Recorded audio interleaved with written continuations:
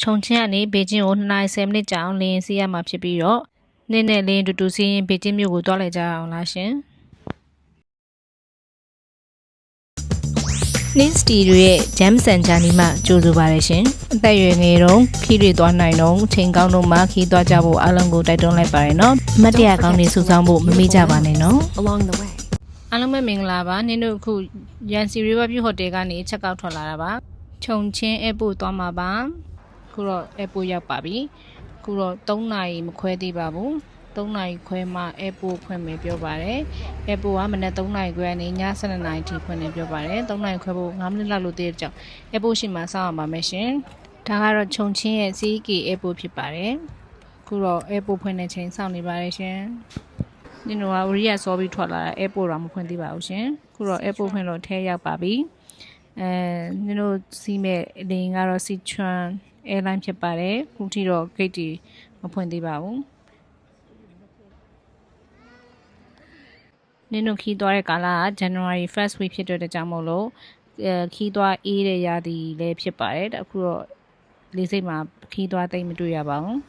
နင်တို့ဒါ luggage တွေအပ်ပြီးရဲ့နောက်မှာတော့နင်တို့ရဲ့လေရင်ထွက်မဲ့ gate ရှိရာကိုသွားနေရပါဒါကတော့ gate ကိုသွားတဲ့လမ်းတစ်လျှောက်ပါရှင်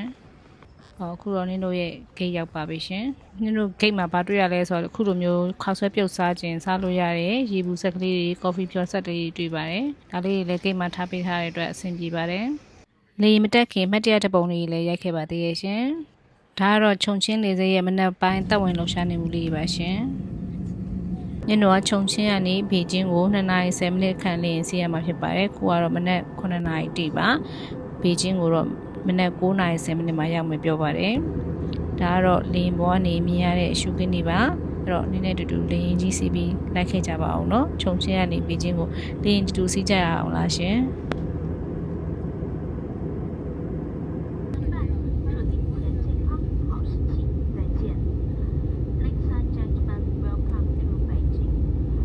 ခုတော့နင်တို့လင်ရဘေကျင်းမြို့ပေါ်ရောက်နေပါပြီခဏနေရင်ဘေကျင်းလေဆိပ်ကိုဆင်းသက်မှာဖြစ်ပါတယ်ဒါကတော့လင်ပေါ်ကမြင်ရတဲ့ဘေကျင်းမြို့ရဲ့မြေဝင်းဆောင်ပါရှင်ခုချိန်ကနေစပြီးတော့နင်တို့လင်ရင်ဆင်းသက်ပြီးတဲ့ချိန်ထိကိုနင်ဗီဒီယိုလေးရိုက်ပြီးပြသွားမှာဖြစ်ပါတယ်အဲ့တော့နင်နဲ့တူတူဘေကျင်းမြို့ရဲ့မြင်ကွင်းတွေကိုလင်ပေါ်ကနေတဝါးကြီးခန်းစားလိုက်အောင်လားရှင်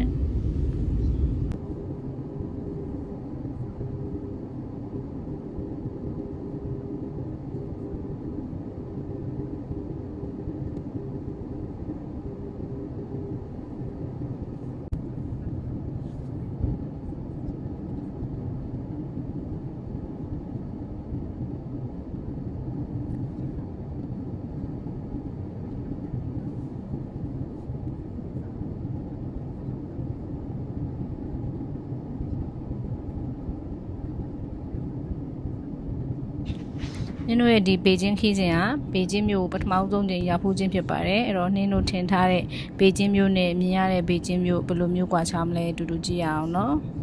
လင်ဘွားနေတော့တွေ့ရတော့ဒါကတော့စက်ယုံနေပေါ်ဖြတ်နေရလို့တော့ထင်တာပဲနော်မိခိုးတွေတွေ့ရတယ်ဆိုတော့လေသူ့ရဲ့မြေပြင်ရှုခင်းကလေဟို66တွေ့လို့မျိုးလေးဖြစ်နေရယ်ဘာလို့ဆိုတော့သူကခုနင်းတို့လာတာ January 1st week ထဲမှာဆိုတော့အေးရရသေးဘူးလည်းဖြစ်တယ်လို့အရွက်တွေကတိတ်မရှိဘူးတစ်ပင်တွေအကုန်လုံးက66ကကလေးတွေဖြစ်နေရပေါ့နော်အရွက်ကျွေတဲ့ချိန်ဖြစ်နေရဆိုတော့လေကဲတူတူလိုက်ကြည့်ပါအောင်နော်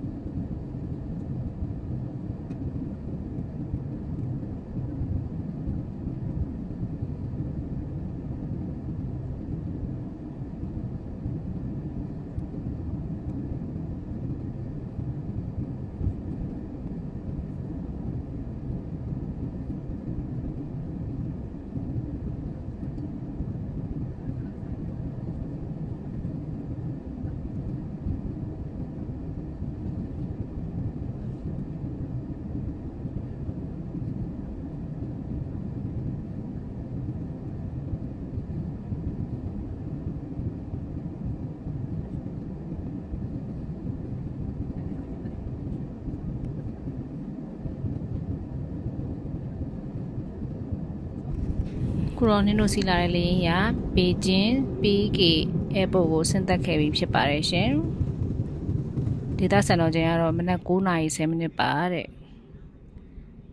ပြင်ရရာသီဥတုကလည်းအေးမယ်လို့တော့ထင်ပါတယ်ဒါပေမဲ့တော့နေတော့တော်တော်ထွက်ပါတယ်ခြုံချင်းမှာဆိုရင်နေမြင်ရဘူးဒီလိုမျိုးနေမမြင်ရဘူးအေးရတော့တအားအေးတယ်ခုတော့ဘေကျင်းမှာတော့နေလေးမြင်ရတယ်ရာသီဥတုအေးချင်းနေတော့ဘယ်လိုရှိမလဲမသိဘူးပေါ့နော်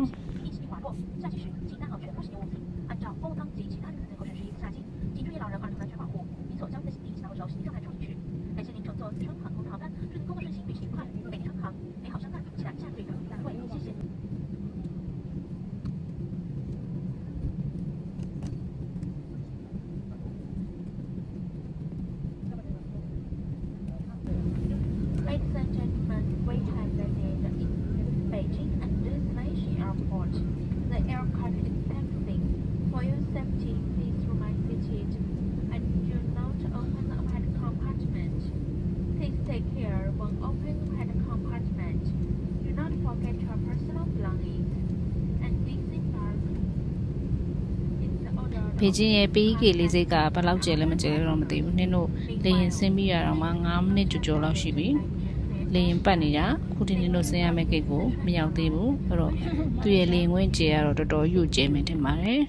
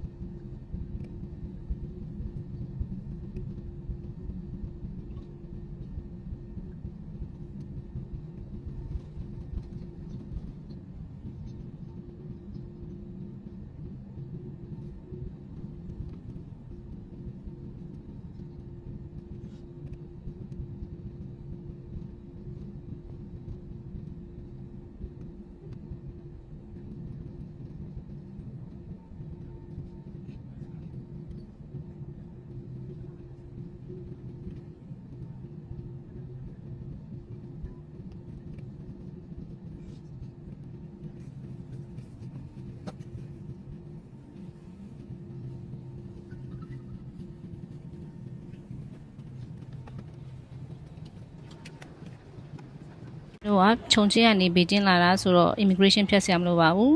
baggage ရွေးပြီးတော့ချက်ချင်းအပြင်ကိုထွက်လို့ရပါတယ်အဲ့တော့အခုတော့ taxi stand ကိုသွားနေပါတယ် taxi ငှားပါမယ်နင်တို့6ယောက်ထုတ်တယ်လည်းများတယ်ဆိုတော့ကား2စီးငှားရပါတယ်6 seater ကား2စီးငှားရပါတယ်နင်တို့ဟိုတယ်က1 Fuji လမ်းပေါ်မှာရှိရပါအဲ့တော့ airport ကနေနင်တို့ဟိုတယ်ထိကိုကားတစ်စီးကို240နဲ့ကား2စီးစာဆိုတော့480ပေးရမှာဖြစ်ပါတယ်ခုတော့ဘေကျင်းမြို့ရဲ့မြို့ရှုခင်းတွေတူတူလိုက်ကြည့်ပါအောင်နော်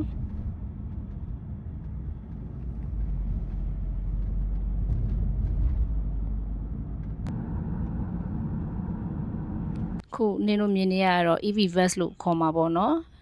အာသွင်းကျိုးနဲ့တခါတည်းတွင်းသွားပြီးတော့မောင်းတဲ့ EV bus မျိုးနင်တို့လိုမျိုး station တွေမှာထည့်ရတဲ့ bus မျိုးမဟုတ်ဘူးအပေါ်ကတွေ့လာတက်ကျိုးနဲ့တခါတည်းဆက်ထားပြီးတော့ထောက်လျှောက်အာသွင်းပြီးတော့မောင်းသွားတာမျိုးပါ ရင်ကဆိုဓာတ်ကားတို့ဓာတ်ရထားတို့ပြောမလားနော်ဒီလိုပုံစံဆင်ဆင်မျိုးဟိုးရင်ရန်ကုန်မြို့မှာဘတ်စကားတွေပြေးဘူးတယ်နဲ့ထင်တယ်နော်နင်တော့တေချာမသိပါဘူးလူကြီးတွေပြောတာကြားပူတာပါခုတော့နင်တို့ဟိုတယ်နားကိုရောက်နေပါပြီဒါကတော့နင်တို့တဲမဲ့ဟိုတယ်ပါ Samuel Dynasty Hotel လို့ခေါ်ပါတယ်သူကဝဖူဂျီလန်ပေါ်မှာရှိပါတယ်နေ့ရဲ့ဒီဗီဒီယိုလေးကဒီလောက်ပါပဲရှင်နောက်ဗီဒီယိုမှာတော့ဝဖူဂျီလန်တောက်လျှောက်ဘာတွေရှိလဲညဘက်ဘယ်လိုလျှောက်လဲကြားမလဲဆိုတော့လိုက်ပြတ်သွားမှာဖြစ်လို့နောက်ဗီဒီယိုမှာပြန်ဆုံပါမယ်အားလုံးပဲဘိုင်ဘိုင်